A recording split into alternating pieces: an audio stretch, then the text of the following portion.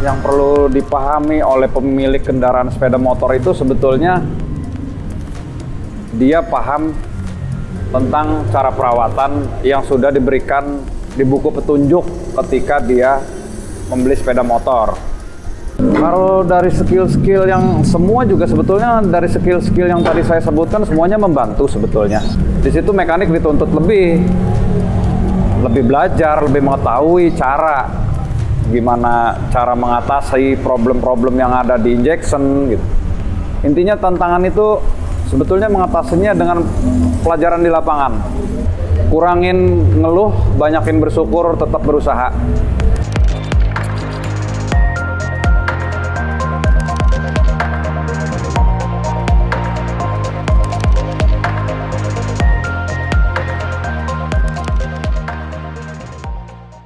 Assalamualaikum warahmatullahi wabarakatuh, sahabat Karaware. Jumpa lagi di Dengerin Yuk bersama Uya Senjo, masih di channel yang sama Refresh the Science. Dan hari ini kita masuk ke episode ke-7. Kita akan menemui seseorang yang luar biasa. Beliau seorang mekanik, kalau kita manggilnya Mas Eko. Mas Eka ya, lupa ya. Tapi nanti yang pasti kita akan ketemu langsung dengan beliau. Kita akan coba ngobrol banyak tentang pengalaman hidup beliau, tentang perjalanan hidup beliau, yang pasti akan banyak yang akan kita petik ya. Buah petik. Dari pengalaman itu akan menjadi sesuatu yang luar biasa, inspirasi untuk kita semua. Refresh Design juga harus sahabat Karaware tahu, kita punya banyak sekali pelayanan, memuaskan, pasti memuaskan. Kalau sahabat Karaware ingin membuat kartu nama, spanduk, ataupun percetakan apapun, siap hubungi kami di Refresh the Science, pasti tidak akan mengecewakan. Siap? Oke. Nah, jangan lupa subscribe juga channel Refresh the Science, follow IG kami, kemudian ikuti terus Facebooknya, dan kita ada yang terbaru, TikTok. Boleh. Baik, sahabat Karaware, stay tune terus di Refresh the Science. Dengerin yuk, karena hidup itu indah.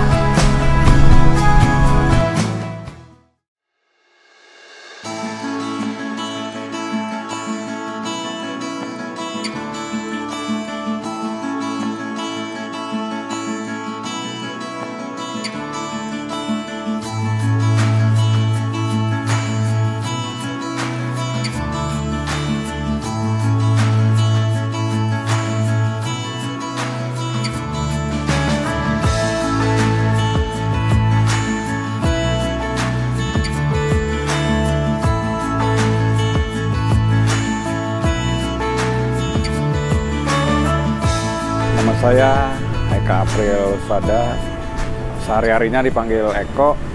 Saya domisili di Ciruas, Kabupaten Serang. Saya terjun ke dunia mekanik dari tahun 1998 hingga sekarang.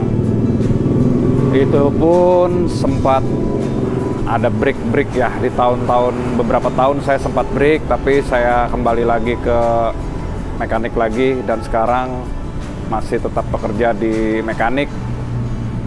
Sekarang saya kerja di Banten Pratama Motor. Kalau memutuskan untuk jadi mekanik sebetulnya bukan sebuah keputusan ya, lebih adanya kesempatan. Karena saya pikir sebagai laki-laki kita harus mempunyai banyak kemampuan yang bisa menghidupi kita di hari kedepannya. Kebetulan di tahun 98 saya dikasih kesempatan dan memiliki kesempatan untuk belajar di bidang otomotif. Saya manfaatkan sebaik mungkin hingga saya sampai sekarang akhirnya bisa bekerja. Jadi lebih ke bukan keputusan tapi pilihan. Dan saya menikmati profesi saya sebagai seorang mekanik. Mendapatkan ilmu tentang mekanik, satu dari pengalaman di lapangan, kedua memang saya pernah mengikuti beberapa pelatihan teknik tentang sepeda motor, karena memang saya bekerja di Honda Di situ saya ada pelatihan-pelatihan dari mulai level 1 sampai level 3. Mengasah skill saya tentang kemampuan di sepeda motor itu yang lebih jelas itu saya bertemu langsung dengan masalah di unit, di kendaraan yang dipakai oleh konsumen. Kita bisa mempelajari di situ apa saja kendala yang ada. Terus seiring berjalannya teknologi, otomatis kendaraan itu terus berubah, teknologi itu terus berubah. Di situ saya terus belajar, mempelajari banyak hal, masalah-masalah atau keluhan-keluhan dari konsumen itu menjadi pelajaran buat saya, buat mengasah skill saya di situ. Pengalaman saya yang tidak mengenakan selama jadi mekanik itu yang pasti ketika saya belum berhasil memberi kepuasan kepada konsumen. Artinya servis saya belum sampai ke mereka gitu. Pengalaman yang menyenangkan yang jelas saat jadi mekanik itu saat kita goal berhasil menyelesaikan masalah yang ada di unit sepeda motor konsumen kita bisa memberikan pelayanan yang terbaik, konsumen merasa bisa puas dengan hasil kerja kita. Disitulah saya merasa nyaman, merasa seneng, berhasil gitu. Karena tujuannya memang kita memberikan kepuasan dan pelayanan terbaik. Prestasi, saya pernah mengikuti beberapa event kontes mekanik.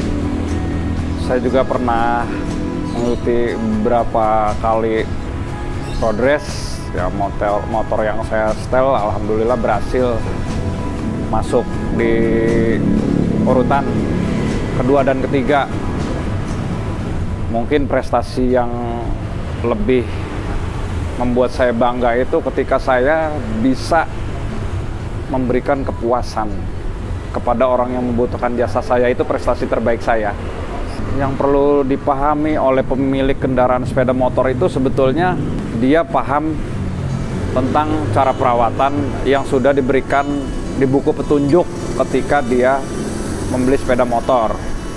Di situ ada perawatan berkala, ada perawatan berat. Artinya begini ya, perawatan berkala itu yang rutin seperti ganti oli, servis, tentang kenyamanan yang ada pada sepeda motor. Karena sedikit masih banyak yang kurang paham mengenai perawatan yang sebetulnya itu seperti apa, perawatan rutin. Ditambah lagi tahun-tahun sekarang kan lebih banyaknya motor injeksi. Injeksi itu sudah hampir bisa dikatakan free maintenance. Artinya perawatannya sudah tidak seperti yang dulu, seperti motor-motor karburator. Lebih ringan, lebih simple gitu. Seperti hal-hal yang paling mudah itu yang kadang-kadang kurang dipahami oleh pemilik sepeda motor itu saat kapan dia harus ganti oli. Saat ganti oli terkadang orang terpatok pada bulan, 1 bulan, harus 1 bulan. Padahal itu sebetulnya masih kurang tepat kalau menurut saya. Karena motor bergerak sesuai jarak tempuh, berarti acuannya kepada kilometer. Tetapi kalau berbicara secara teknik, motor bergerak itu hitungannya jam. Sekalipun motor sedang dipanaskan di rumah, walaupun itu hanya cuma 15 menit, engine tetap bergerak. Dan di situ oli berputar. Cuman untuk kebanyakan, pabrikan pun menyarankannya sesuai acuan kilometer, jarak tempuh maksimal 2000 kilometer untuk motor-motor saat ini, motor kecil, motor matic. Kalau motor besar mungkin 2500 jarak tempuhnya masih bisa. Tapi itu batasan maksimal, alangkah baiknya di bawah batasan maksimal. Karena apa? Kadang kalau kita berpatokannya pada bulan, kita nggak tahu itu motor kita pakai berapa banyak dalam 1 bulan. Kalau di Honda itu ada 20 poin servis. 20 poin servis itu mencakup lebih pada kontrol, sen, klakson, angin ban, kanvas rem depan belakang. Hal-hal seperti itu sudah termasuk kepada poin-poin servis. Terkadang pengertian orang itu servis itu motor harus dibongkar, harus diperiksa semua gitu. Padahal nggak seperti itu. Gitu. Dan ada perihal yang sifatnya kontrol dan harus diganti. Setelan pun seperti itu. Kalau memang engine masih dalam keadaan baik, hal-hal yang lain yang perlu dikontrol seperti kanvas rem, dia ada batasannya harus diganti. Kalau memang masih bisa disetel, kita setel. Lebih kepada kontrol, sebetulnya lebih kepada kontrol motor itu gitu. Tantangan mekanik di perkembangan teknologi yang semakin maju, dia harus lebih banyak belajar karena memang satu sistem di sepeda motor itu semakin hari semakin canggih. Contohnya dari mulai sistem bahan bakar karburator pindah ke sistem injection, itu jelas berbeda gitu. Di situ mekanik dituntut lebih belajar, lebih mengetahui gimana cara mengatasi problem-problem yang ada di injection gitu. Intinya tantangan itu sebetulnya mengatasinya dengan pelajaran di lapangan.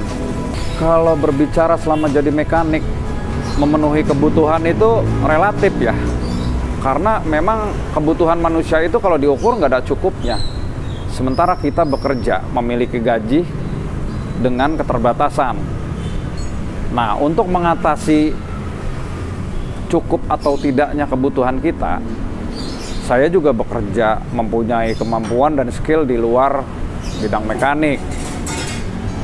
Saya bisa mengerjakan beberapa banyak hal. Saya main di instalasi listrik, saya main di konstruksi. Saya juga kadang-kadang freelance di sound system. Semua itu memang di samping hobi juga bisa menghasilkan. Jadi kalau berbicara di mekanik itu cukup atau tidak relatif, tergantung kebutuhannya. Kita untuk mencukupi bagian mana. Kalau dari skill-skill yang semua juga sebetulnya dari skill-skill yang tadi saya sebutkan semuanya membantu sebetulnya. Cuman yang rutin membantu dan jelas bisa saya bilang menopang perekonomian saya, ya saya dari skill mekanik. Karena satu sisi, di samping saya bekerja, saya memiliki gaji, saya pun freelance mengerjakan motor-motor yang ada di sekitaran rumah saya. Entah saudara, entah tetangga, entah kawan, mereka yang minta tolong ingin diperbaiki di rumah, ya kalau memang saya sedang ada waktu, saya kerjakan gitu. Nah, disitulah itu juga bisa mengangkat ekonomi saya.